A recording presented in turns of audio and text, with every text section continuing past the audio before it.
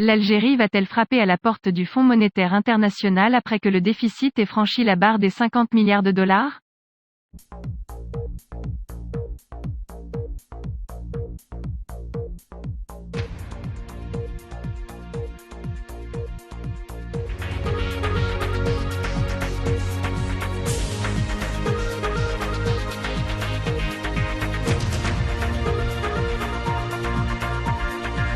L'Algérie, selon diverses prévisions, enregistrera un déficit record à la fin de cette année, dépassant le seuil des 50 milliards de dollars, selon les estimations officielles dans la loi de finances 2021.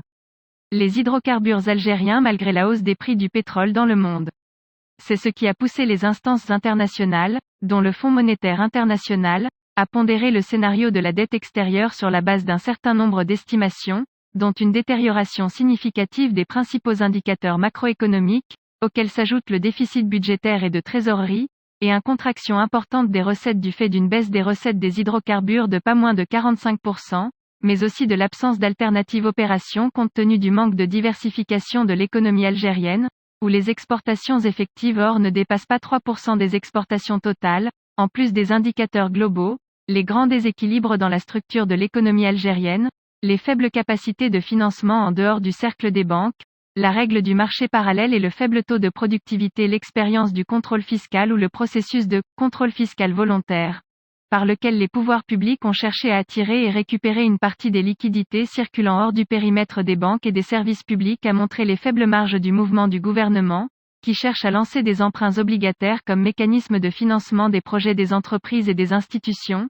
notamment publiques, sauf le manque de confiance qui règne dans le gouvernement et l'érosion du pouvoir d'achat en font un effort, de même que le faible taux d'intérêt proche du taux d'inflation et formulaire d'intérêt. L'usure d'une large frange des citoyens limitera de telles opérations au cercle proche de l'autorité des hommes d'affaires et des autorités et institutions bancaires publiques, ce qui les rend inutiles.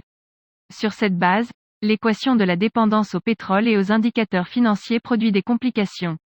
qui poussera l'Algérie soit à réduire au minimum ses projets structurants, après avoir commencé à annuler de nombreux projets, sinon elle aura recours à des alternatives, y compris l'emprunt à des institutions internes et externes également, ce qui s'est manifesté à travers les grands projets accordés à des entreprises chinoises prêts à long terme dans leur réalisation et leur gestion.